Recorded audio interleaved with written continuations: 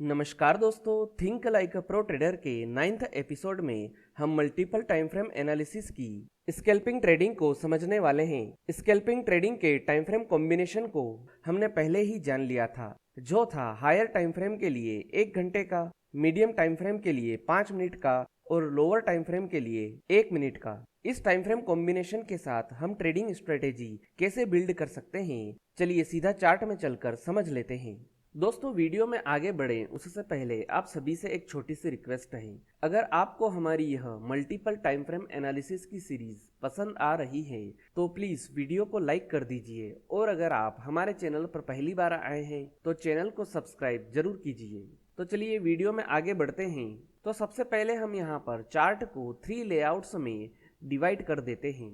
इसके बाद हम मल्टीपल टाइम फ्रेम एनालिसिस की स्कैल्पिंग ट्रेडिंग के हिसाब से टाइम फ्रेम कॉम्बिनेशन को सेट कर देते हैं।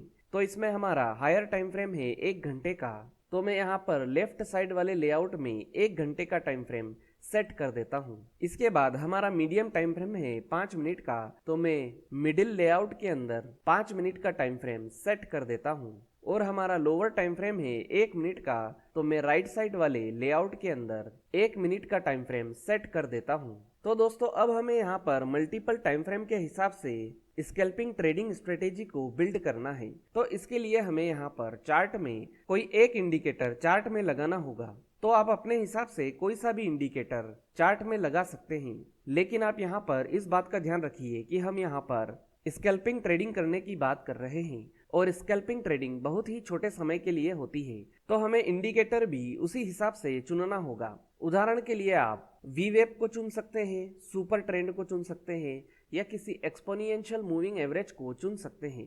मैं यहाँ पर जिस इंडिकेटर का यूज करने वाला हूँ उसका नाम है एक्सपोनेंशियल मूविंग एवरेज, और यहाँ पर मैं एक्सपोनेंशियल मूविंग एवरेज की जो सेटिंग रखूंगा वो होगी 9 की। तो मैं यहाँ पर इंडिकेटर्स में जाता हूँ और एक्सपोनेंशियल मूविंग एवरेज को चार्ट में ऐड कर देता हूँ। तो दोस्तों, जैसा कि आप वीडियो में देख सकते हैं कि मैंने यहाँ पर तीनों ही लेआउट्स के अंदर एक्सपोनेंशियल मूविंग एवरेज को ऐड कर दिया है, और इसकी सेटिंग मैंने 9 की रखी है, क्योंकि स्कैल्पिंग ट्रेडिंग में ट्रेडिंग बहुत ही छोटे समय के लिए होती है। तो चलिए अब हम समझ लेते हैं कि इस टाइम फ्रेम कॉम्बिनेशन के साथ हम ट्रेडिंग स्ट्रेटेजी किस तरह से बिल्ड कर सकते हैं। सबसे पहले हम समझते हैं कि इस टाइम फ्रेम कॉम्बिनेशन के साथ हम बाइंग कैसे कर सकते हैं। तो यहाँ पर हमें हायर टाइम फ्रेम में यह देखना है कि कोई कैंडल एक्सपोनेंशियल मूविंग एवरेज के ऊपर क्लोजिंग दे।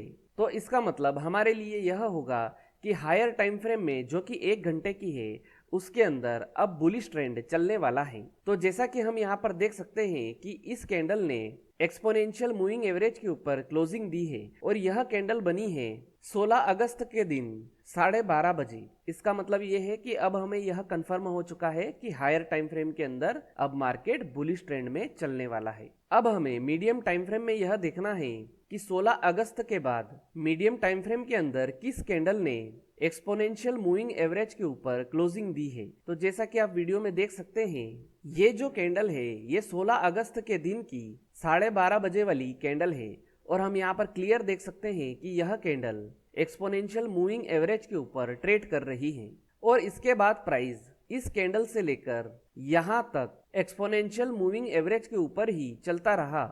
इसका मतलब यह है कि मीडियम टाइम फ्रेम में इतने समय तक मार्केट बुलिश ट्रेंड में चलता रहा है। अब हमें लोअर टाइम फ्रेम में यह देखना है कि जितने टाइम तक मीडियम टाइम फ्रेम में प्राइस एक्सपोनेंशियल मूविंग एवरेज के ऊपर चलता रहा, उस टाइम के अंदर कब कब लोअर टाइम फ्रेम के अंदर प्राइस एक्सपोनेंशियल मूविंग एवरेज के ऊपर गया है। तो अब हम यहाँ पर देख लेते हैं कि प्राइस कब कब एक्सपोनेंशियल मूविंग एवरेज के ऊपर गया है। तो जैसा कि हम यहाँ पर देख सकते हैं, ये वाली जो कैंडल है ये 16 अगस्त की 12:35 वाली कैंडल है, और हम यहाँ पर क्लियर देख सकते हैं कि ये वाली कैंडल एक्सपोनेंशियल मूविंग एवरेज के ऊपर क्लोजिंग दे रही है। अब हमें यहाँ पर खरीदारी करने के लिए यह देखना है कि जिस कैंडल ने लोअर टाइम फ्रेम के अंदर एक्सपोनेंशियल मूविंग एवरेज के ऊपर क्लोजिंग दी है, उसके बाद वाली कैंडल में हमें बाय करना है। मतलब कि हमें इस वाली कैंडल के अंदर बाइंग करना है, और इसके बाद हमें स्टॉप लॉस लगाने के लिए यह देखना है कि जिस कैंडल ने एक्सपोनेंशियल मूविंग एवरेज के ऊपर क्लोजिंग दी है उससे प्रीवियस कैंडल के लो के नीचे का हमें स्टॉप लॉस लगाना है। तो इसका मतलब ये है कि हमें इस वाली कैंडल के लो के नीचे का स्टॉप लॉस लगाना है। अब इसके बाद सवाल यह आता है कि हमें प्रॉफिट बुकिंग किस तरह से करनी है। तो यहाँ पर प्रॉफिट बुकिंग करने के दो तरीके हैं।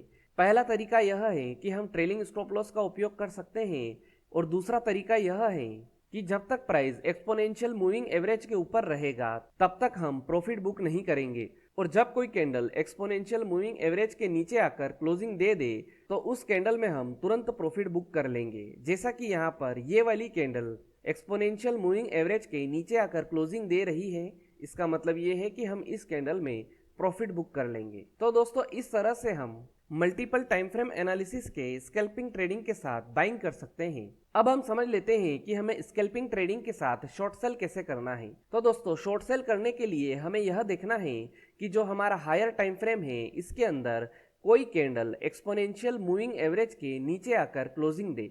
जैसे कि यहाँ पर ये वाली कैंडल नीचे क्लोजिंग दे रही है, तो इसका मतलब हमारे लिए यह हो गया कि अब हायर टाइम फ्रेम के अंदर मार्केट डाउन ट्रेंड में चलने वाला है। इसके बाद हमें मीडियम टाइम फ्रेम में यह देखना है कि जिस कैंडल में हायर टाइम फ्रेम के अंदर प्राइस एक्सपोनेंशियल मूविंग एवरेज के नीचे क्लोज हो रहा है, उसके बाद जब मीडियम टाइम फ्रेम में कोई कैंडल एक्सपोनेंशियल मूविंग एवरेज के नीचे क्लोज हो जाए तब हमें लोअर टाइम फ्रेम में यह देखना है कि जब भी कोई कैंडल एक्सपोनेंशियल मूविंग एवरेज के नीचे क्लोज होगी तब हम उसमें शॉर्ट सेल करेंगे। तो दोस्तों इस तरह से हम मल्टीपल टाइम फ्रेम एनालिसिस के स्कैल्पिंग ट्रेडिंग के साथ शॉर्ट सेलिंग कर सकते हैं। तो दोस्तों यह थी मल्टीपल टाइम फ्रेम एनालिसिस के साथ स्कैल्पिंग ट्रेडिंग की ट्रेडिंग स्ट्रेटेजी बिल्ड करने का तरीका। उम्मीद है कि आपको यह जानकारी पसंद आई होगी। अगर इस वीडियो से जुड़ा हुआ कोई भी सवाल आपके दिमाग में है तो आप कमेंट बॉक्स में जाकर पूछ सकते हैं।